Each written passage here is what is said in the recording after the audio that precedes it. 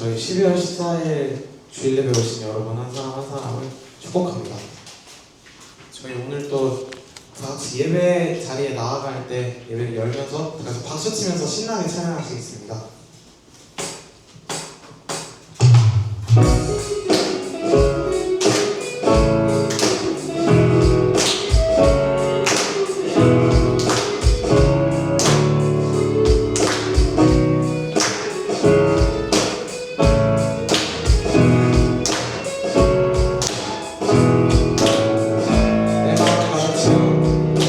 내 마음을 가득 채운 주야한 찬양과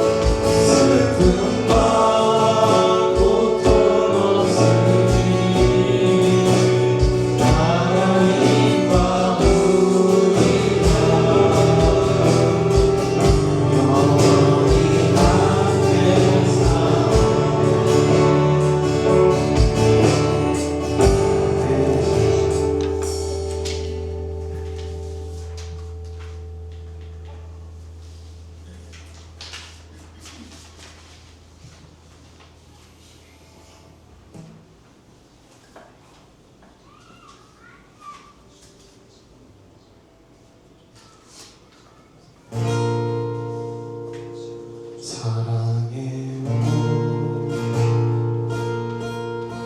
진실하신 나의 주님,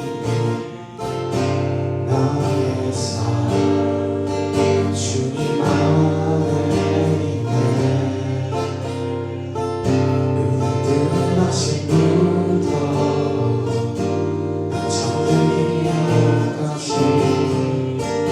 우선하신 주를 노래하리. 다시 한번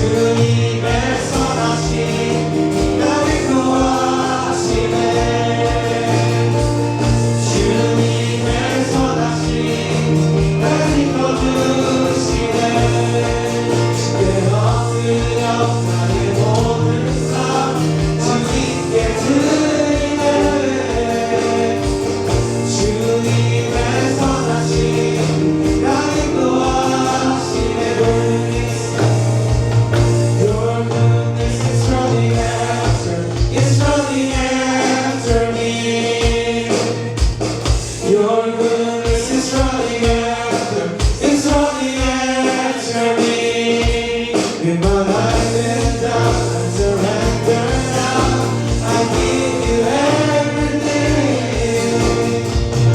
Your goodness is running after, it's running after me. Your goodness is running after, it's running after me. Your goodness is running after, it's running after me. Give my life and I surrender now. I give you everything. Your goodness is running after, it's running after me. All my life you have been faithful. All my life you have been so, so good. Everything that I am able, I will sing of the goodness of God.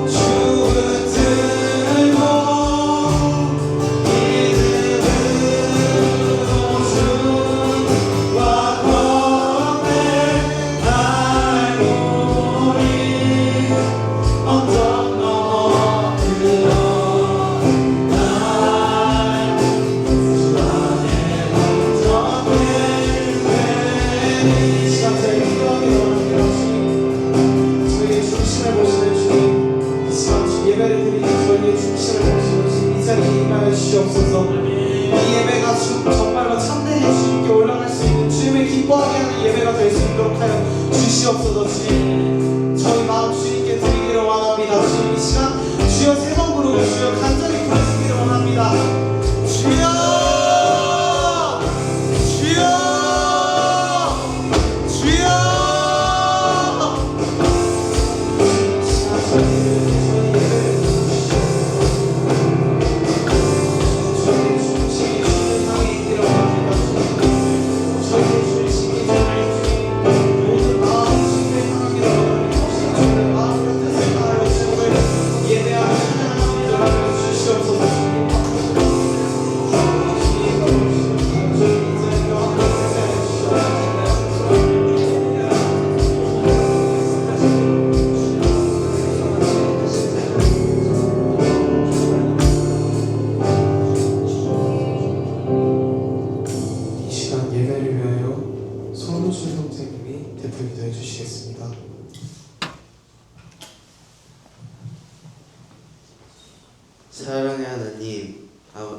사랑의 하나님 아버지, 오늘도 우리를 청소년부 예배 자리로 불러주셔서 감사합니다.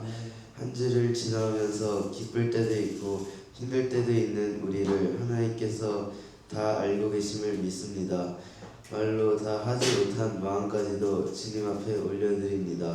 세상을 살아갈 때 말씀 안에서 우리의 마음을 지켜주시고 말씀 안에서 항상 감사하며 기뻐하고 기도하는 삶을 살게 하셔서 하나님을 기쁘시게 해드리는 저희가 되도록 도와주세요. 아멘. 오늘 드리는 찬양과 말씀을 통해 우리 각자에게 꼭 필요한 말씀을 듣게 하시고 마음에 새기고 생활 속에서 실천할 수 있는 용기를 허락해 주세요.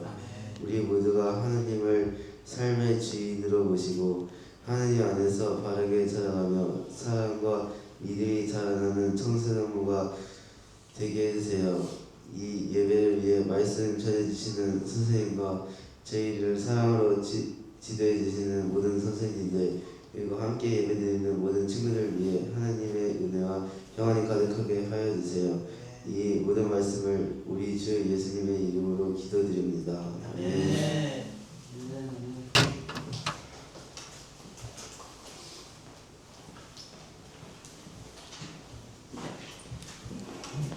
할렐루야. 이제 12월이 정말 얼마 안 남았네요. 보름 좀 지나면 이제 올해도 다 마무리가 되는데, 우리 초에 그 우주 오늘 대표 기도하는 거 보니까 마음이 너무 좋아요. 올 초에 우주 이렇게 순환음할 때 모습이 이렇게 생각이 나는데, 참 하나님이 살아계시고 말씀의 능력이 얼마나 대단한 것인지 많이 느껴보는 그런 시간인 것 같아요. 너무 감사한 마음이 듭니다. 우리 함께 옆에 있는 친구들 일어나서 한번 축복송 같이 할까요? 네. 일어나서 합시다. 그 친구 찾아가서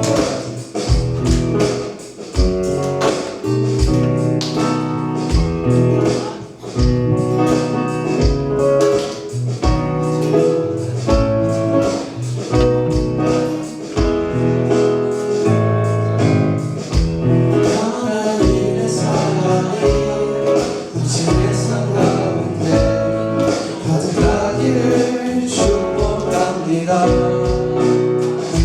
하나님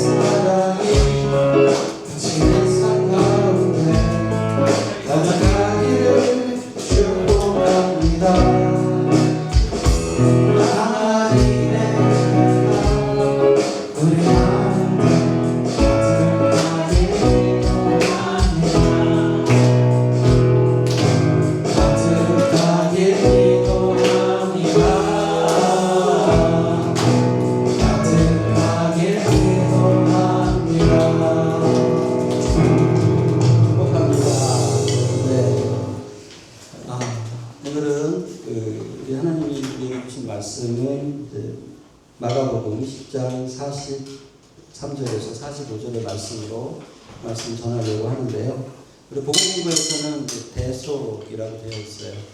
제가 정한 설교 제목은 함께 같이 읽어볼까요? 네. 시작. 주님의 섬김과 대속의 은혜. 그분이 무엇을 섬기셨고 또 우리에게 대속이란 의미가 어떤 것인지 좀 깊이 좀 생각해보는 그런 시간이 되었으면 좋겠다라는 생각이 들어서 제목을 이렇게 정했는데요. 일단은 우리 본문 말씀 원래는 한 절이죠. 우리가 45절의 말씀을 보지만 그 앞에 두 절도 같이 좀 봤으면 좋겠다라는 생각이 들어서 본문 말씀을 이렇게 잡았습니다. 두 절의 말씀 먼저 이렇게 합독하고 보겠습니다. 함께 읽겠습니다. 시작. 너희 중에는 그렇지 않으시니 너희 중에 누구든지 크고자 하는 자는 너희를 섬기는 자가 되고 너희 중에 누구든지 으뜸이 되고자 하는 자는 모든 사람의 종이 되리라 하리라. 좀 말씀 그렇죠. 으뜸이 되고자 하는 자는 종이 되려 해야 한다라는 얘기가 되어 있는데요. 이 앞에 그 본문은 안 띄어놨는데 나중에 성경을 보십시오. 35절부터 쭉 보시면 이 대화의 배경을 좀 이해를 하셔야 돼요. 대화는 이제 세베대의 아들 그 야고보하고 요한이 구합니다. 그들은 뭘 구하냐면 예수님이 이 땅에 왕으로 오셨다라고 생각을 했고 그 왕이 갖고 있는 권력에 자기들이 동참하고 싶은 마음이 있었어요. 그래서 우리에게 구하는 바를 주십시오라고 예수님한테 말해요. 36절에 뭐라냐면 무엇을 하기를 원하느냐고 예수님이 물어보시죠. 37절에 주의 영광 중에 하나는 자기를 우편에 하나는 자기를 좌편에. 그러니까 왕으로 오신다라고 생각했을 때 그 당시에 사람들은 그 왕 그러면 대표적으로 생각하는 게 누구냐면 누굴까요? 구약시대에 이 시대의 사람들의 왕. 이스라엘 사람들이 유대인들이 꿈꾸는 다시 오실 왕 다윗이에요. 다윗처럼 권력을 가진 왕이 올 것이다라고 그들은 생각을 해요. 그렇기 때문에 그 권력 있는 자의 우의정 좌의정을 하고 싶다는 게 이 세베대의 아들 야고보하고 요한이 생각했던 거예요. 근데 예수님이 뭐라 그러십니까? 너희는 너희가 구하는 것을 알지 못한다라고 얘기를 해요. 왜냐하면 너희들이 생각하는 그렇게 권력 있는 자의 좌우편에 앉는 세상을 호령하는 자로 내가 온 게 아니다 말씀하시는 거죠. 근데 주변에 이제 예수님의 제자가 12명이잖아요. 나머지 10명이 어떨까요? 마음이 상당히 불편하죠. 지들이 뭔데 좌의정 우의정을 하겠다고 하는 거야? 그래서 나머지 41절에 보면 나머지 제자들이 화가 나서 이야기를 합니다. 이 배경 이후에 이 말씀을 예수님이 하신 거예요. 그죠? 너희 중에 어떻게 높아지고 싶은 사람은 섬기는 자가 돼야 된다 라는 얘기를 하신 거고 으뜸이 되고자 하는 자는 종이 돼야 된다 라는 얘기 이해가 되셨죠? 그죠? 그래서 우리 본문 말씀이 이제 그 다음에 나옵니다. 함께 읽겠습니다. 시작.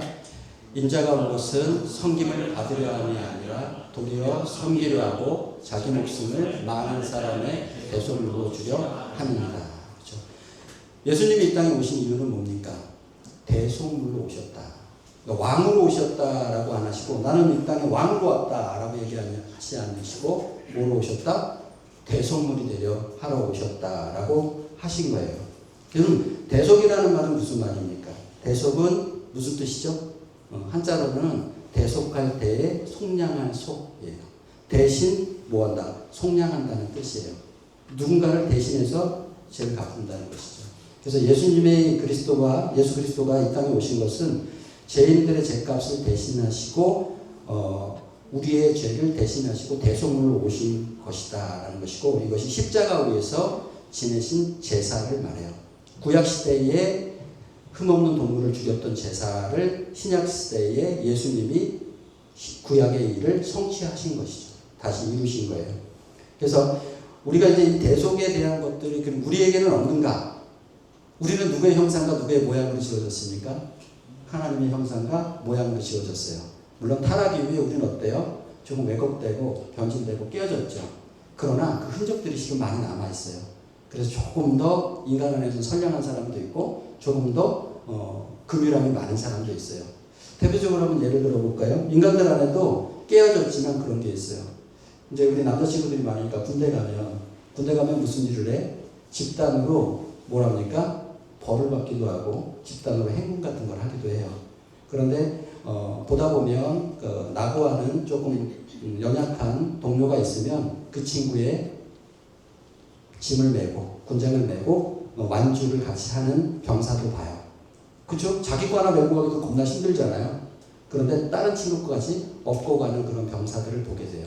참 흐뭇하죠. 그죠? 아니에요? 누가 내 거 대신 그렇게 해주면 좋지 않을까?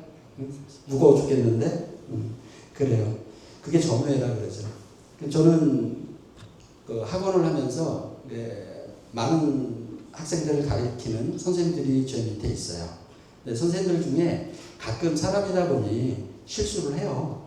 그렇지 않을까요? 실수를 하면 부모님들한테 학원으로 이제 컴플레인이 들어오죠. 그러면 제가 뭐 합니까? 제가 죄송합니다. 잘못했습니다. 주의하겠습니다. 제가 사과를 해요. 제가 잘못했나요? 저는 학원을 경영할 뿐이에요. 그런데 우리 선생님이 잘못한 것의 잘못을 누가 제가 대신 사과를 하게 됩니다. 또 마찬가지로 세상으로 볼까요? 세상에 보면 이런 일이 있죠. 세상에 큰 사고가 나요. 그죠? 어떤 재난 사고가 나요. 그러면 어때요? 그 재난 부서의 수장이 옷을 벗어요. 사과하고. 그럼 그 재난의 중책이 그 사람에게 있을까요? 그렇지 않거든요. 천재지변이 갑자기 일어난 걸 어떡하겠어요? 그랬는데 그것에 책임을 지고 그분이 옷을 벗어요. 이게 세상에서도 약간의 흔적이 남아있는 대속이라고 볼 수 있겠죠. 근데 그보다 조금 더 귀한 대속이 있을까요? 저는 저희 어머니 얘기를 하고 싶어요. 지금은 이제 소천하셔서 하늘에 계시지만 제가 고등학교 때 생각보다 혈기가 많았어요. 그래서 고등학교 1학년 때 본의 아니게 패싸움을 했어요. 패싸움을 해서 이제 시비가 붙고 그게 커지다 보니까 이제 학교 자체에서 이제 부모님들을 소환해요. 이제 쓰죠. 경위서 쓰고 이제 반성문 쓰고 막 하고, 근데 이제 부모님 오셔서 이제 그것에 대해서 얘기하는데 제가 그때 저희 어머님이 난생 처음 저 때문에 학교에 오신 건 처음인데 거의 머리가 90도로 꺾여 있는 상태로 교무실에 들어오셔서 학생부장 선생님한테 사죄를 하고 잘못했다고 그렇게 얘기하실 때 참 마음이 안 좋더라고요. 쟤는 내가 졌는데, 싸움은 내가 했는데 우리 어머님이 생판 처음 보는 선생님 앞에 머리를 조아리고 잘못했습니다 하는 모습을 볼 때, 그때 우리 어머니가 뭘 잘못하셨길래 저렇게 사과를 하시나, 그런 생각이 들었어요. 그런데 이렇습니다. 우리 인간의 이 대속의 수준은 어디까지냐면 여기까지라는 벽에 붙여요. 물론 자식을 위해서 목숨을 버리는 부모님도 계실 수 있어요. 그런데 좀 전에 말했던 모든 예화를 보면 남을 위해서 대신 죽을 수 있는, 자기 생명을 내어놓을 수 있는 사람은 인간 중에 그렇게 있을까요? 제가 보기에는 거의 힘들다고 봐요. 남을 위해서 죽는다는 것이. 근데 예수님은 어떻게 오셨다? 나와 우리 여러분들을 위해서 대속물로 자신의 생명을 주시기 위해서 오신 거예요. 참 차원이 다른 대속이죠. 그런 부분에 대해서 우리가 좀 깊이 한번 생각해 봤으면 좋겠다라는 생각이 듭니다. 대속이라는 단어의 유사어들이 있어요. 앞으로 이제 다음 주에도 속량 혹은 구속 이런 단어들을 듣게 됐는데 이게 다 같은 유사어입니다. 구속도 속죄도 속량도 다 같은 유사어들이에요.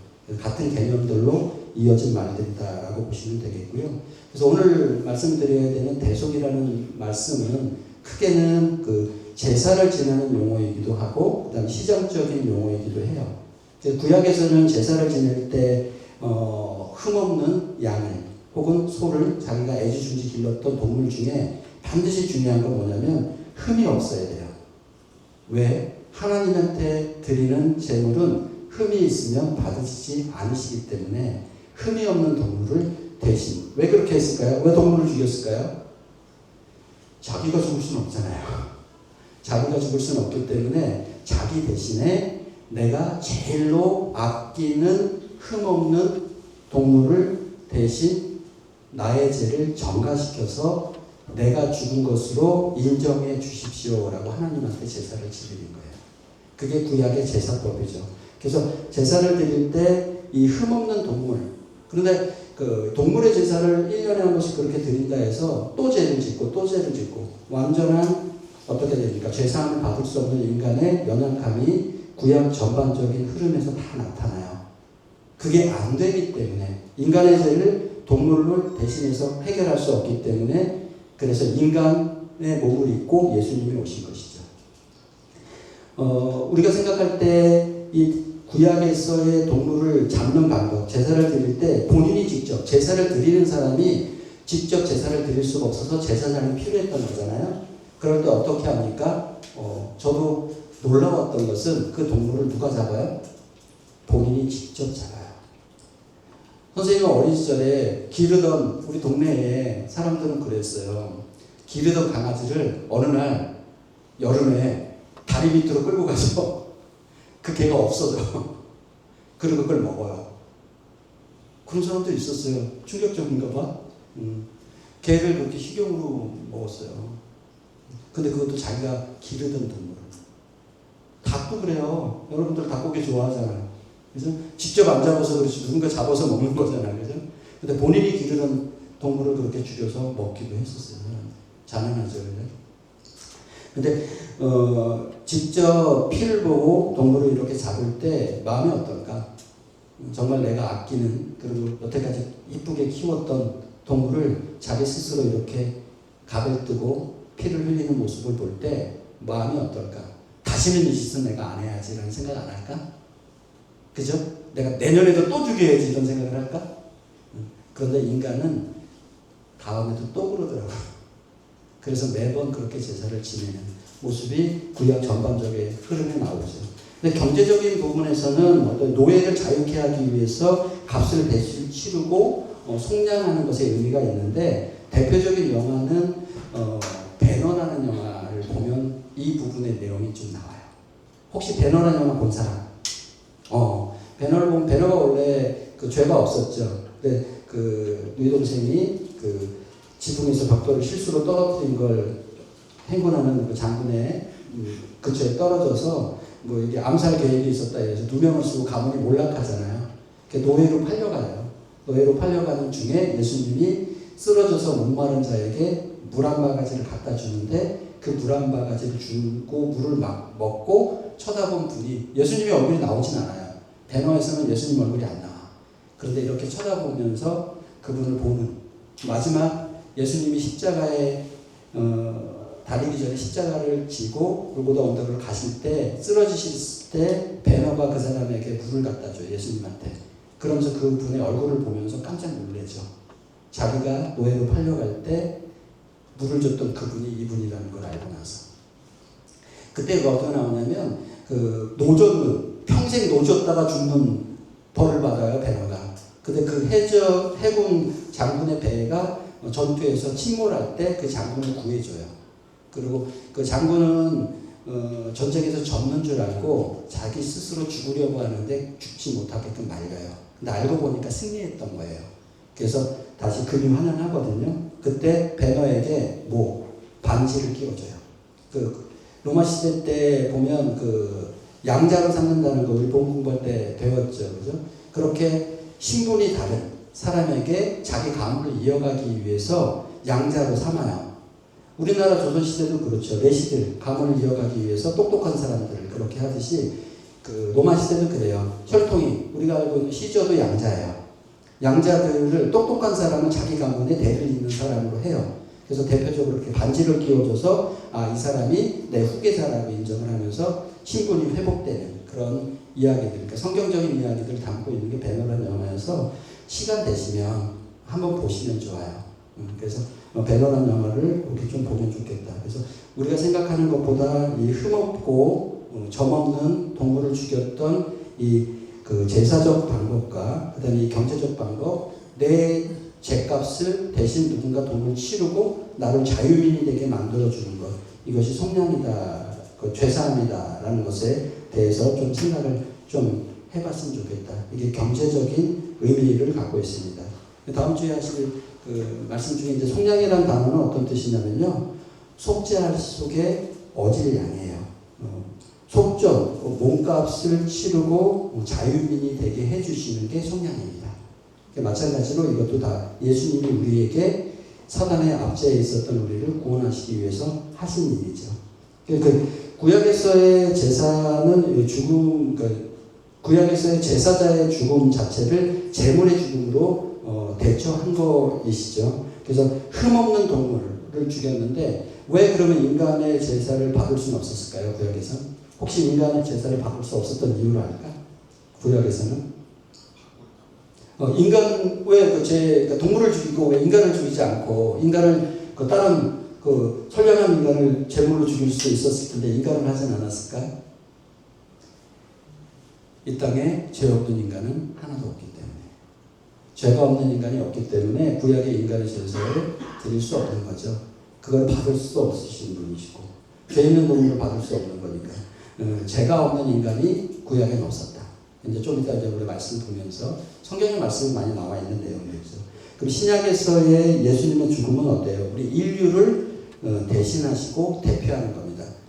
나 여기 덕윤이 마찬가지 정우 선생님 마찬가지 모든 우리의 죄를 대신하시는 한 사람의 죽음이 모든 사람을 대표하시는 대표성을 갖고 있는 죽음이 예수 그리스도의 십자가의 죽음 사역이었다라고 생각하시면 됩니다. 대표적인 말씀이 이제 신약의 요한이 얘기합니다.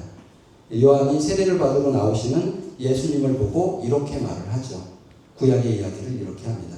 자, 우리 요한복음 1장 29절에서 30절의 말씀 함께 합독해 보도록 하겠습니다. 시작. 이튿날 요한이 예수께서 자기에게 나오시는 걸 보고 이르되 보라 세상 죄를 지고 가는 하나님의 어린 양이로다. 내가 전에 말하기를 내 앞에 오신 사람이 있는데 나보다 앞선 것은 그가 나보다 먼저 계시다. 예, 세상 죄를 지고 가는 하나님의 어린 양이라고 하잖아요. 세상 죄를 지고 가는, 그죠? 하나님의 죄값을 받을 어린 양. 우리 성경에서 양으로 우리를 많이 표현합니다. 그래서 그것의 모든 대가를 치고 갈 어린 양이 예수 그리스도다. 근데 그가 나보다 먼저 계시었다라고 얘기하죠. 요한복음 1장 1절에서 태초에 말씀이 계시니 이 말씀이 하나님과 함께 계셨으며 이 말씀이 곧 하나님이시다. 그러니까 우리보다 먼저 계신 이 분이다라고 세례 요한은 알고 있었던 거예요. 하나님의 감동을 받고 예수 그리스도가 우리 죄를 대신 지고 갈 모든 인류의 죄를 대신 지고 갈 하나님의 대속물로 이 땅에 오셨다는 걸 알고 있었다는 것이죠. 놀라운 얘기죠. 그럼 왜 하나님께서는 예수님을 보내셨을까? 하나님이 예수님을 왜 보내셨을까? 그 대속의 이유와 목적은 뭘까? 아까 말했던 것처럼 성경의 말씀에 나와 있죠. 우리는 다 죄 아래 태어났기 때문에 아담의 범죄 이후에 우리의 DNA 안에는 죄성의 DNA를 갖고 있어요. 근데 이것이 깨달아지는 게 생각보다 쉽지 않아요. 이게 깨달아지지 않으면 무엇이 회개가 일어나지 않아요. 그리고 원죄에 대한 자각이 없으면 하나님을 영접할 수가 없어요. 이건 되게 중요한 영역이에요. 제가 다시 왜 강조하냐면 영접에 선행돼야 되는 첫 번째 조건은 회개입니다. 회개한 영 안에, 마음 안에 예수 그리스도가 들어오세요. 회개란 나의 죄성을 이제는 버리겠다라는 나의 고백이죠. 그 고백 위에 예수 그리스도의 영이 들어오세요. 그래서 회개하지 않은 자에게 영이 오지 않으시기, 예수님의 영이 들어오지 않으시기 때문에 이 회개는 상당히 중요한 거예요. 근데 모든 사람이 죄를 범하였으면 하나님의 영광에 이르지 못한다라고 우리가 알고 있는 그런 말씀처럼 우리가 죄를 자각하는 건 왜 어렵냐면 내가 나를 볼 때 괜찮아 보이는 경우가 많거든요. 하나님을 모르고 원죄에 대한 자각이 없는 모든 사람이 다 그래요. 나 정도면 괜찮지 않을까? 이 정도면 선하지 않을까? 왜? 쟤는 나보다 더 악하거든. 쟤는 나보다 더 못됐거든. 근데 내가 쟤보다는 괜찮은 것 같거든. 그건 뭘까요? 나라는 사람의 잘못된 틀 안에서 세상을 바라보면 절대 하나님의 절대적인 선을 보지 못하기 때문에 자기가 죄인이라는 게 안 느껴져요. 아직 우리 청소년들은 세상을 오래 살지 않았기 때문에 죄에 노출된 빈도수가 성인들보다 적잖아요. 그러니까 어른들 보면 되게 험하고 이상한 어른도 많잖아요. 그래서 그러니까 나는 저런 정도 죄는 안 졌으니까 괜찮지 않을까요? 라는 생각을 하지만 그렇지 않아요. 마음으로 생각하는 그 모든 것 자체가 죄입니다. 왜? 하나님은 우리의 중심을 보시는 분이시기 때문에 내가 겉으로 누구를 때렸다고 해서 누구에게 욕했다고 해서 그걸 죄라고 얘기하지 않으세요. 사람은 속일 수 있어요. 세상의 교육을 받으면 얼마든지 인격적으로 대할 수 있어요. 그러나 마음속에서 욕하는 거는요 어쩔 수가 없어요. 그건 안 드러나잖아요. 그래서 우리 옛날에 그랬잖아요. 한 길 물속은 아니 10길 물속은 알아도 한 길 사람 속은 모른대요. 이 좁은 사람 속 안에 있는 것들을 알 수가 없대요. 우리 머릿속 안에 무슨 생각을 하고 있는지 우리는 알 수가 없어요. 왜? 그게 인간이 숨기려면 얼마든지 숨길 수 있어요. 근데 그게 언제 드러나는지 아세요? 언제 드러날까요? 그게 극한의 상황에 처하면 드러나요. 그래서 선생님이 하나님 믿기 전에 이런 얘기가 있었다. 남자들은 두 가지만 해보면 그 사람을 알 수 있어. 술을 전문용어로 이빠이 먹어보면 그 사람의 인성을 알 수 있고, 두 번째 도박을 해보면 그 사람의 인성을 알 수 있다. 이런 얘기를 해요. 그게 뭘까? 자기 있는 거 다 뺏겨가. 그 다음에 이성을 정신적으로 붙들고 있는 이성이 무너져가. 그러면 그 사람의 본성이 나와요. 그 안에서. 무서운 얘기죠. 그래서 흔히 그런 경험들은 당연히 없었겠지만 어른들 중에 술 먹고 나서 그 다음 나서 내가 어저께 무슨 일 했는지 생각이 안 나요. 그런 사람들이 있어. 너 어저께 무슨 일 했잖아. 그러면 깜짝 놀라죠. 자기 안에 있는 이상한 놈이 튀어나온 거야. 그래서 정말 이상한 짓을 해. 저는 그런 사람 봤어요. 술 먹고 그 필름이 끊어졌다고 얘기하면 정말 다른 사람의 인격체의 모습으로 행동하는 사람을 되게 많이 봤어요.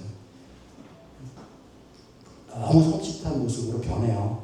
되게 착한 사람이고 선량한 사람인데 술이 되면 그 다음에 그 사람이 아닌 이상한 그 사람 안에 있는 다른 이 사람이 나오더라고요. 많이 겪어봤어요. 우리 고등학교 때 선배들이 그랬거든. 그림 그리는 사람들이 되게 일찍부터 어른 숭배를 많이 내. 그러다 보니까 술, 담배를 되게 많이 했었어. 그러다 보니까 술을 그렇게 먹고 주사를 하면 정말 다른 인격체예요. 술 깨고 나면 정말 잘해주는 선배였거든. 술 먹으면 폭행하고 폭언하고 무시무시합니다. 근데 그 사람일까요? 아니요. 그 사람에 숨어있는 사탄이에요.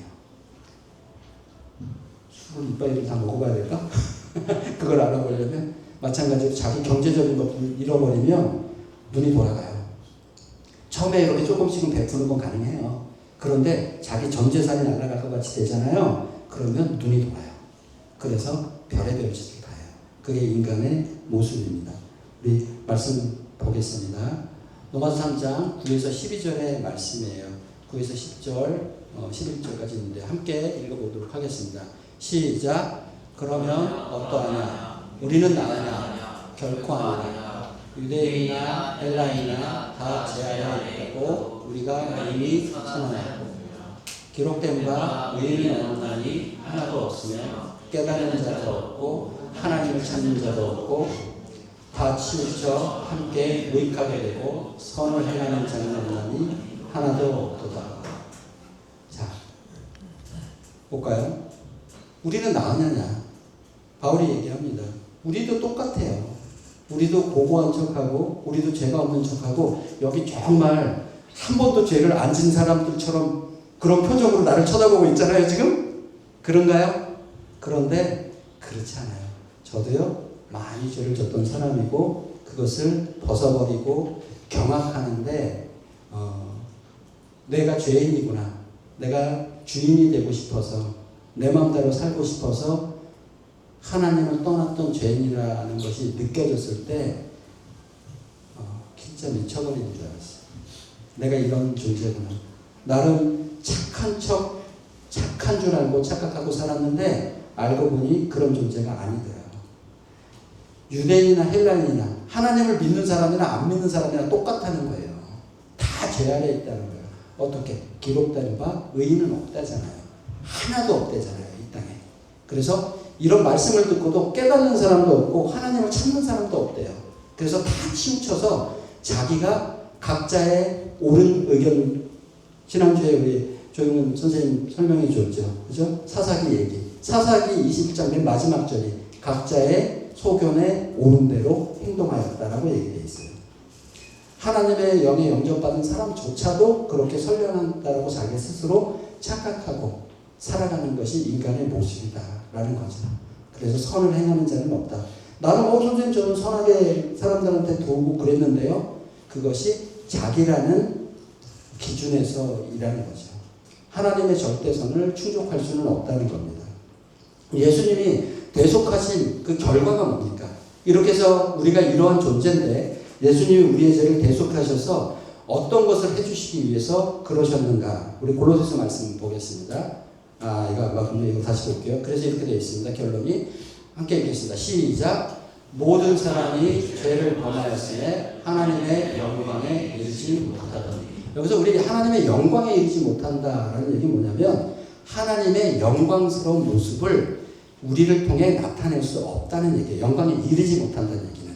아무리 우리가 선한 짓을 해도 그 모든 행동은 하나님의 영광에 맞는 행동이 아니라는 얘기예요. 영광에 이르지 못한다. 이게 되게 애매하게 이해될지 모르겠지만 제가 설명을 해주면 그렇습니다. 영광에 이르지 못한다. 나는 하나님의 영광된 모습을 표현할 수 없는 존재다. 우리는 표현하는 도구예요. 우리 몸은 3차원에서 드러나는 도구예요. 근데 우리 드러나는 것은 무엇에 의해서 드러납니까? 우리의 혼과 영에 의해서 드러나요. 근데 영이 죽은 사람은 뭐가 드러나요? 혼의 생각만 드러나요. 그래서 이 혼이 어떻게 이 세상을 살아가고 있었습니까? 태어나서 진화론 배우고 세상적인 법칙, 얘는 리, 여기서는 내가 밟아줘야 돼, 여기서는 내가 화를 내야 돼, 이런 마음으로 살아가는 존재로 전락되어 있는 거예요. 그래서 영이 죽은 사람은 반드시 이기적인 자기를 보호하기 위해서 어떻게? 이 혼이 육을 다스려요. 그래서 어때요? 저항하죠. 그리고 불의하다고 자기 생각하면 소리를 지르고 그 다음에 자기 주장을 펴고 이런 것이 인간의 죄성 안에 이 혼 안에 담겨 있어요. 그거 자기 방어 기제라고 얘기합니다. 나를 보호하지 않으면 나를 지켜줄 사람이 세상에는 아무도 없거든요.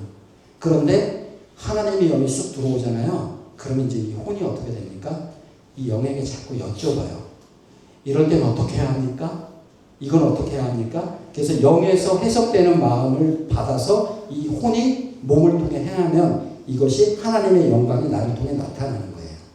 자, 내 안에 새로 영접되신 이 영을 내가 감지하는 유일한 방법 뭘까요? 도빈, 영을 감지하는 방법 뭘까요? 재빈이, 영을 감지하는 방법 뭘까요? 응? 뭘까요? 네. 영을 감지할 수 있는 유일한 방법은 제가 볼 때는 두 가지가 있을 텐데요. 첫 번째, 1번 말씀이에요. 말씀이 육신대로 오신 분이고 태초에 말씀이 계신 분이 내 안에 들어왔다는, 예수님의 영이 내 안에 들어왔다는 얘기는요, 내 안에 말씀이 있다는 거예요. 내 안에 말씀이 있어야 내가 물어보죠. 말씀에게. 내 혼이 말씀에게 물어봐야 돼요. 그래서 성경의 말씀에 뭐라고 했는지 내가 조명이 돼야 하나님의 말씀에 이랬구나. 그럼 내가 이렇게 행동하는 게 맞아. 말씀대로 살아간다. 행함이 없는 믿음은 믿음이 아니다. 야고보서 2장 14절에서 17절의 말씀이잖아요. 그죠? 행함이 없다는 것은 내 안에 말씀이 없는 거예요. 그분이 나를 통해서 말하는 유일한 방법, 내가 말씀을 봐야 돼요. 제가 지난주 본 예배 때 그런 얘기했어요. 우리가 성경을 1년에 어느 정도 보는 게 좋겠냐라는 질문을 했었어요. 우리 평생 살면서 그죠? 많이 읽을수록 좋지만 여기 성경 구약에서부터 신약까지 얼마나 읽어보셨는지 모르겠지만 많이 읽으세요. 진짜요. 읽으면 읽을수록 새로운 책이 성경이에요. 왜냐하면 살아계세요. 그래서 어느 순간 1독, 2독, 3독 이렇게 하다 보면요, 어느 순간 내 안에서 그 말씀이 새롭게 느껴져요. 그리고 새롭게 말씀하세요. 그래서 성경은 최소 몇 독 이상 하는 것이 좋을까요? 라고 지난 사회 볼 때 물어봤더니 아무도 대답 못하는데 아시는 분들이 있어요. 어느 정도 있는 게 좋습니까? 구독, 좋아요. 그죠? 구독 이상 하는 게 좋다라고. 근데 구독 이상 10독, 11독 많이 하면 많이 할수록 정말 좋아요. 그러면 다른 말로 뭐냐면 그분이 내 안에서 말씀을 정말 많이 해주세요. 그걸 겪어보세요. 두 번째, 기도예요. 기도. 내 마음대로 내 성질대로 튀어나가는 것이 아니고 어떤 생각이 말씀이 들어오고 그 말씀이 나를 조명하잖아요. 행동하기 전에 기도하세요. 보통 그 전문용어로 솔레발친다고 그러잖아요. 하나님 말씀도 아닌데 받고 나 이런 말씀 받았어 하고 가서 막 누구한테 무슨 얘기해주고 이런 사람들이 있어요. 하나님은 질서의 하나님이세요. 때가 되면 알려주세요. 정말 말해야 되면 말할 시간을 주세요. 그런데 성격이 급한 사람은 말씀하신 것 같아 하고 막 튀어나가는 사람도 있어요. 그러면 어떻게 되냐면 잘못해서 사고 치는 경우가 많아요. 경우에는 우리가 꼭 하나님의 말씀만 기도할 때 듣지는 않아요.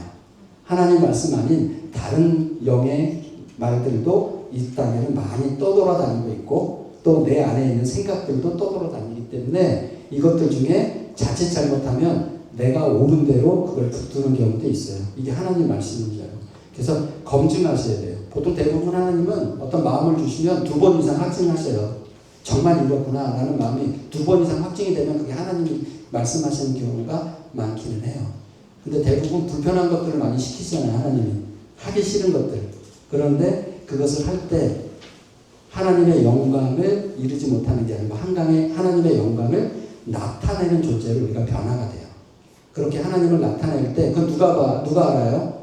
내가 알고 그다음 누가 알아요? 주변 사람들이 알아요. 그러니까 저 사람은 정말 예수 그리스도의 모습으로 보여지네. 그래서 나를 판단하는 기준이 실은 내 중심에서 일단 알고 두 번째는 주변의 많은 사람들이 저 사람은 하나님과 동행하는 사람 같아. 예수님의 영광이 좀 나타나는 것 같아. 라는 이야기를 듣게 되는 거죠. 이것이 상당히 우리에게 중요한 얘기고 좀 전에 말했던 것처럼 예수님이 대속의 그 결과가 이것 때문에 하신 것이죠. 골로새서 우리가 그렇게 돼서 우리가 죽었죠. 그래서 어떤 존재가 됐습니까? 함께 읽겠습니다. 로마서 6장 23절 말씀이 있고 다음 절 볼게요. 함께 읽겠습니다. 시작. 죄의 싹은 사망이요 하나님의 은사는 그리스도 예수 우리 주 안에 있는 영생이니라. 그렇죠. 우리가 사단의 종으로 사는 한 영원히 죽을 수밖에 없는 존재이고 그 존재가 영원한 세계에 하나님으로 하나님의 세계로 갈 수 있는 것 예수 그리스도 말고는 없다는 얘기입니다. 그건 선물로 받은 것이죠. 자, 골로새서 말씀 함께 읽겠습니다. 시작. 그가 우리를 흑암의 반소에서 건져내사 그의 사랑의 아들의 나라로 옮기셨으니 그 아들 안에서 우리가 승리한 곧 죄사함을 얻어본다. 그가 하나님께서 우리를 흑암 이 땅에 사단의 종으로 살고 있는 우리를 그들이 갖고 있는 그 권세에서 우리를 건져내셔서 어때? 그 사랑의 아들 하나님 자체 그러니까 하나님은 성부 성자 성령 삼위의 공통 하나님이지만 그 아들 하나님의 나라로 옮기셨다는 것이죠. 그 아들 안에서 여기 중요한 것은 뭐냐면요 14절에 그 아들 안에서라는 단어가 상당히 중요해요. 우리는 우리 스스로 될 수 있는 게 아니에요. 오로지 딱 하나 우리의 희망 우리의 소망 그 아들 안에 있을 때 그 아들 안에서 속량을 받을 수 있어요. 우리의 모든 죄를 바꿀 수 있는 유일한 하나 그 아들 안에서입니다. 예수 그리스도 안에서만 그것이 가능한 것이고 예수 그리스도 없이 내 노력으로는 불가능하다는 거예요. 그래서 어떻습니까?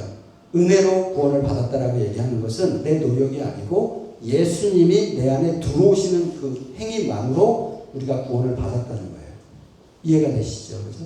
예수 그리스도 그 아들 안에 있을 때 우리가 예수 그리스도 안에 있을 때 우리는 제사함을 받은 것이다. 그럼 예수님은 무엇 때문에 이런 일을 하셨나? 딱 하나예요. 창조의 원형을 회복하시기 위해서 예수님은 이 일을 하셨는데 이렇게 생각하시면 됩니다. 창세기 1장 26절에 우리는 그분의 형상과 모양대로 만들어졌죠. 그죠? 왜 만들었습니까? 그분의 형상과 모양으로 우리를 왜 만드셨습니까? 하나님은 이 땅에서 하나님의 영을 담아서 교제하고 싶은 존재로 우리를 만드신 거예요. 하나님의 소망은 딱 하나예요. 나랑 놀자. 나랑 대화하자. 나랑 같이 지내자. 이게 하나님의 본심이에요. 우리를 만드시고 이 땅에 창조하시고 대리통치권을 주신 하나님은 대리통치권을 주신 유일한 우리 인간에게 나랑 같이 사귀고 지내자. 이게 다다음 주에 이제 화평으로 넘어가면서 얘기될 내용들이겠지만요. 이 관계를 회복하기 위해서, 그 관계를 회복하기 위해서 대속물로 예수 그리스도가 이 땅에 오셨다는 거예요.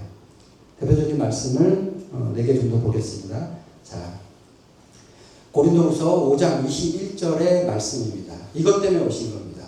함께 읽겠습니다. 시작. 하나님이 죄를 알지도 못하신 이를 우리 대신하여 죄로 삼으신 것을 우리로 하여금 그 안에서 하나님의 의가 되게 하려 하시니라.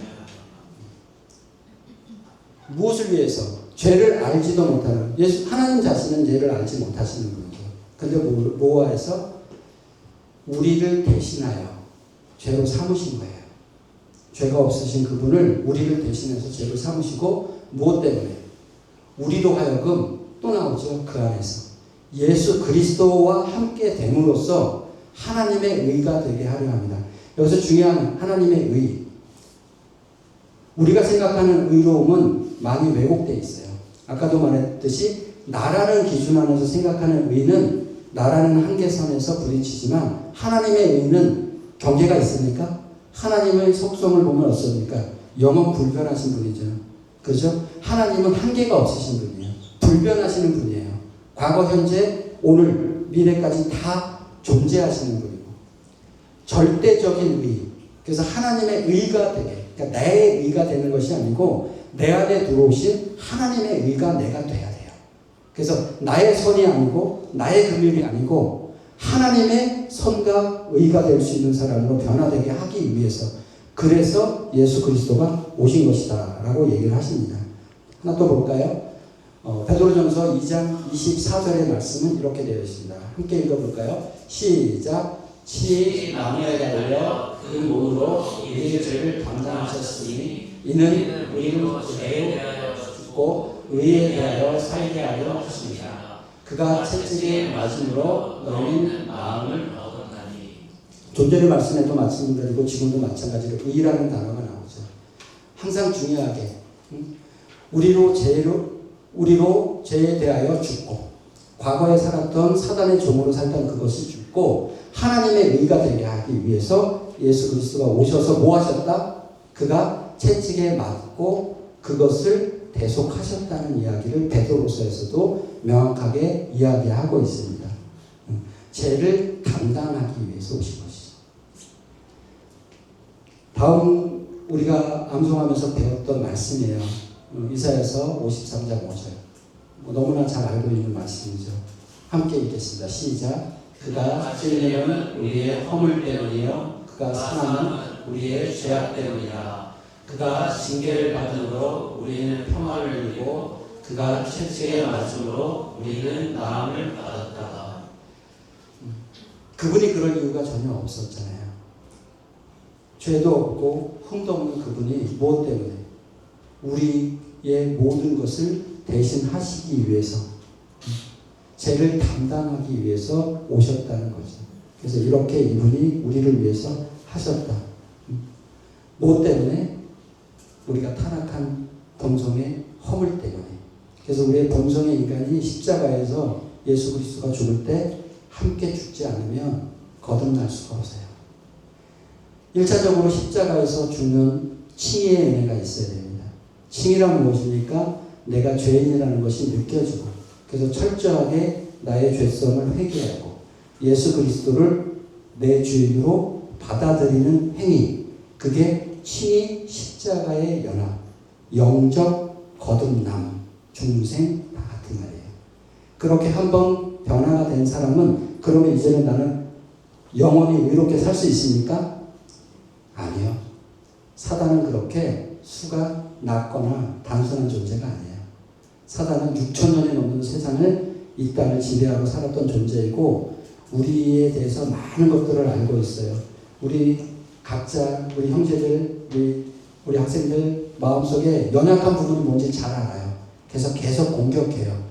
그래서 우리는 십자가에서 한번 우리가 죽어서 예수 그리스도로 덧입고 나면 그 다음에 두 번째 성화의 삶을 살죠. 그때 다시 십자가의 연합을 하게 됩니다. 뭡니까? 습관들을 싸워서 이겨내야 돼요. 바울 사도가 그렇게 얘기죠. 나는 날마다 죽노라. 그럼 바울 사도가 왜 날마다 죽어야 됩니까? 그분이 거듭 만났습니까? 예수 그리스도를 담에색 도상에서 만나고 나서 확 뒤집어져서 바뀐 사람인데 그 뒤로 서신서를 쓰면서 자신은 날마다 죽는데요. 그럼 거듭 만났다는 얘기가 아니에요. 거듭난 우리도 예수님의 영을 받아들여도 끊임없이 사단의 잔재들이 남아있어요. 습관들이 남아있어요. 그리고 그런 것들을 매번 던져서 우리를 공격해요. 넘어뜨리기 위해서. 사단은 죽이고 멸망해서 우리를 다시 자기네 편으로 끌고 가고 싶어 하기 때문에 끊임없이 우리를 공격합니다. 그것을 이겨내려면 오직 말씀으로 싸워서 이길 수 있어야 돼요. 왜? 우리 못 이겨요. 우리가 이길 수 있는 힘이 없어요. 사단의 압제를 박살낸 예수 그리스도, 뱀의 머리를 박살낸 그분이 내 안에 계시고 그분을 내가 선택하고 그분의 이름으로, 예수 그리스도의 이름으로 내가 선포하고 나갈 때 사단의 힘이 없어지는 겁니다. 그래서 반드시 왜 우리가 기도할 때 예수님의 이름으로 기도할까요? 예수님의 이름이 우리의 능력이기 때문에 그래요. 내 능력으로 하는 것이 아니고 내 안에, 나는 연약하고 부족하지만 내 안에 들어오신 예수님의 영의 능력으로, 예수님의 이름의 능력으로 내가 선포할 때 사단을 이겨낼 수 있는 힘이 우리에게 생기는 거죠.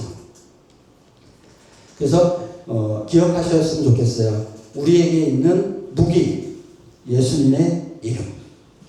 우리는 세상을 이겼노라 할 수 있는 유일한 무기, 예수 그리스도의 이름. 예수 그리스도의 이름의 능력이 얼마나 큰지 사단이 다 떨고 나갑니다. 그들이 힘을 잃어버립니다. 그게 예수님의 이름이에요. 마지막 절 하나 더 보겠습니다. 베드로전서 3장 18절의 말씀입니다. 함께 읽겠습니다. 그리스도께서 단번에 죄를 위하여 죽으사 의인으로서 위한 자를 대신하셨으니 이는 우리를 하나님 앞으로 인도하여 하심이라. 육체로는 죽임을 당하였고 영으로는 살리심을 받으셨으니. 성경의 말씀은 고초에 예수 그리스도가 이 땅에 어떻게 오셨고 무엇을 하셨고 무엇 때문에 오셨는지를 이렇게 기록하십니다. 단번에 죄를 위하여 죽으신 거예요. 미적미적거리지 않으셨어요. 십자가에서 단번에 죽으셔서 여기도 나옵니다. 의인으로서, 그죠? 우리가 생각하는 의, 예수 그리스도, 하나님의 의로 우리가 변화되지 않으면 절대 우리는 하나님과 동행하는 삶이 될 수가 없어요.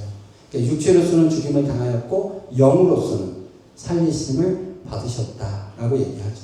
그래서 우리는 이 땅을 살면서 제일 착각하는 게 뭐냐면 몸을 입고 사는 사람들이기 때문에 눈에 보이는 것에 약해요. 그리고 눈에 보이는 것이 다라고 생각하는 경향이 없지 않아요. 그런데 보이는 영역보다 보이지 않는 영역이 세상에는 훨씬 더 많다는 거. 제가 저번에 얘기했죠. 우리는 하루에 몇 가지 정도 생각을 한다고요? 4만 가지 이상 생각을 해요. 하루에. 아침에 일어나서 잘 때까지. 그 중에 의식하고 생각하는 생각 5%. 그런데 무의식적으로 생각하는 생각 95%. 지금도 여기서 설교를 들으면서 머릿속에 설교 외에 다른 잡생각들이, 그지? 윤찬아? 막 들어오지.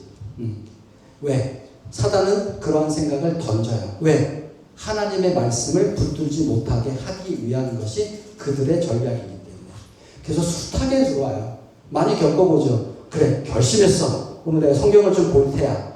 딱 앉아서 성경책을 딱 여는 순간 어때요? 갑자기 어저께 안 했던 게 생각이 나요. 그 다음에 1시간 후에 할 일이 생각이 나요. 1시간 후에 할 일을 왜 지금 생각나게 하지? 막 잡생각이 들어와요. 그리고 갑자기 전화가 와요. 그때문에 무슨 일이 생겨요. 그게 하나님 앞에 나아가는 우리를 방해하고 싶은 존재들의 움직임이 언제 시작이 돼요? 사단도 전쟁할 때와 전쟁 안 할 때를 너무 잘 알아. 우리가 하나님 앞에 가려는 순간 전쟁이 시작이 돼요. 우리가 성경 안 보잖아요. 그럼 여러분들 아주 편하게 내버려둬요. 그래서 매일같이 룰루랄라 재밌게 살아. 근데 오늘 한번 말씀 봐야지 하는 때 들어와요. 왜? 그때가 그들도 공격할 때라는 걸 안다는 거죠. 그래서 우리는 선생님 성경 보면서 느꼈던 건 뭐냐면 적어도 앉아서 30분 이상 그런 잡다한 사단의 생각이 사라질 때까지 성경을 읽기 시작을 하잖아요. 그러면 어느 순간 정말 안개처럼 걔네들이 사라지는 걸 느껴요. 그리고 말씀이 쫙 내 안에 들어오는 걸 느껴요. 그런 것들을 경험해 보시는 우리 청소년들 됐으면 참 좋겠다라는 생각이 듭니다. 그래서 아까 말했던 최종적인 정리를 하겠습니다. 하나님의 목적이 있어요. 예수 그리스도를 보내셔서 세속하신 목적. 예수 그리스도로 말미암아 못하기 위해서 우리를 의롭게 하시기 위해서 하신 거예요. 왜? 우리가 의로워지지 않으면 뭘 할 수 없으니까 하나님과 화평한 관계가 될 수 없기 때문에 예수 그리스도로 말미암아 우리를 의롭게 하시고 그러므로 말미암아 어떻게 하나님과 화목하고 화평한 관계를 만드시기 위해서 십자가의 대속으로 예수 그리스도를 보내신 거죠. 그럼 우리는 뭐가 하면 됩니까? 우리는 이것을 믿으면 돼요. 그분이 나의 구원자, 구세주, 주인이라는 것을 믿기만 하면 모든 것이 끝납니다. 말씀 마무리하겠습니다. 우리가 이 땅을 살아가면서 가장 중요하게 생각하는 것, 예수 그리스도로 말미암아 살아가야 한다는 것. 또 마찬가지로 예수 그리스도의 이름의 능력이 그것이 우리 그리스도인이 사단을 이기는 유일한 무기라는 것. 그 무기를 장착하기 위해서 뭐를 해야 된다? 말씀을 많이 먹어야 된다는 것. 말씀을 먹는다는 이야기는 말씀을 많이 채우세요. 많이 읽으세요. 많이 보세요. 그래서 내 안에 쌓여지는 예수 그리스도의 말씀이 많으면 많을수록 사단의 공격에서 그 무기를 꺼내 쓸 수 있어요. 예수님이 이렇게 말씀하셨어? 성경에서 이렇게 말씀하셨어? 라고 그 이야기들, 사단이 주는 많은 생각들을 쳐내고 승리할 수 있는 우리 주와 그리스도 교회 청소년들이 되었으면 좋겠다라는 생각이 듭니다. 자, 그렇게 기도했으면 좋겠습니다. 예수님을 우리에게 오셔서 십자가에서 이루신 구원에 감사하는 마음이 우리 안에 가득 생겼으면 좋겠고, 또 예수님의 성품과 이 대속의 은혜가 우리에게 어떤 의미인지 깨달아지는 은혜가 있기를 원합니다. 우리 함께 기도하실 때에 예수님의 십자가에서 이루신 그 대속의 은혜가 무엇인지 깊이 묵상하고 감사하는 기도드렸으면 좋겠고, 또 두 번째는 예수님이 섬김이 나의 섬김으로 이어질 수 있도록, 예수님의 죽음이 나의 죽음으로 이어질 수 있게끔 하기를 원한다는 마음으로 우리 주여 크게 한번 부르시고 기도하겠습니다. 주여! 하나님 감사합니다. 아버지 이 땅 가운데 우리가 보내주고, 아버지 이 땅 가운데 예수 그리스도 십자가에서 이루신 대속의 은혜가 무엇인지 우리가 깨달아지는 은혜가 있기를 원합니다. 아버지 주님의 능력이 아버지 나의 삶에 이루어지고 펴지는 은혜가 있기를 원합니다. 주님이 이르시라마 나가는 하나님이 안에 있으라마 하나님, 저희는 연약하고 부족했지만 예수 그리스도가 이 안에서 오실 때에 모든 것들이 가능하고 아버지 해결할 수 있는 자로 변화되어 있으니 아버지 주님의 능력이 우리를 향해 쓰게 하나님 이스라마 나가는 아버지 믿음으로 나가는 아버지 예수 그리스도의 십자가의 은혜가 무엇인지, 아버지 구원을 하기 위해서 무엇을 하셨는지, 예수의 희생이 무엇인지 아버지 깨닫고 나는 되어질 수 있도록 아버지 그리스도 인도하여 주셔서 감사를 바라고 예수의 능력이 아버지 십자가의 은혜가 무엇인지 나타나게 아버지 하나님의 뜻을 들어가는 하나님의 뜻을 알아가는 주님의 뜻을 알아가는 하나님의 뜻을 알아가는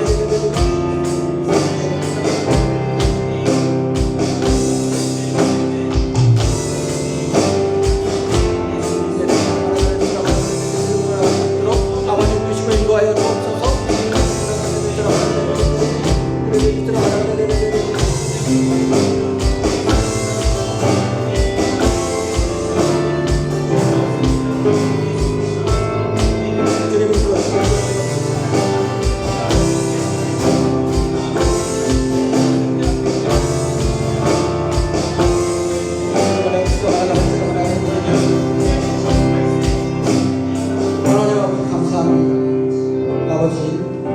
예수 그리스도 이 땅에 보내주시고 아버지 그 십자가의 대속의 은혜로 아버지 우리에게 무엇을 하셨는지, 그 대속의 은혜가 무엇인지, 아버지 죽을 수밖에 없었던 우리의 연약한 죄성을 아버지 우리가 십자가에 내놓고 예수 그리스도가 죽은 그 십자가에 우리도 함께 죽을 때에 아버지 우리에게 새롭게 변화되는 새 생명을 주셨으니 아버지 그 새 생명을 살아가는 우리를 되어줄 수 있도록 아버지 인도하여 주옵소서.